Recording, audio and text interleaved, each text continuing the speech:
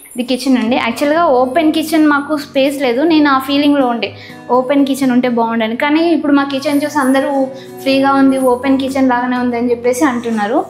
So first వచ్చేసి ఇదండి chamber. యాక్చువల్గా మాకు స్పేస్ అనేది ప్రాపర్గా లేదు.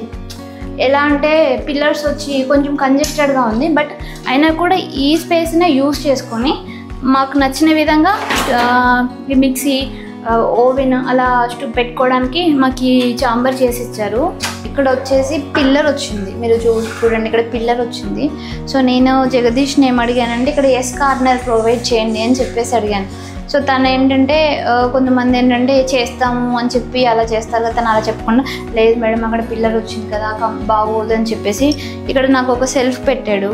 ప్లేస్ వేస్ట్ అవ్వకుండా ఒక సెల్ఫ్ ఇచ్చాడు కింద. సో ఏంటంటే పెద్ద పెద్ద బౌల్స్ అలా పెట్టుకోవడానికి నీట్గా ప్రొవైడ్ చేశాడు.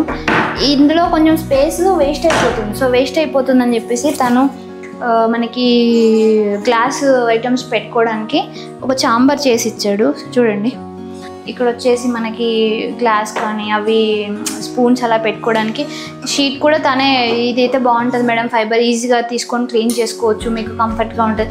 యాక్చువల్గా నాకేం తెలియదు దీని గురించి, ఇంటీరియర్ గురించి. తనే ఇదైతే బాగుంటుంది మ్యామ్ అని చెప్పి చేసి ఇచ్చాడు.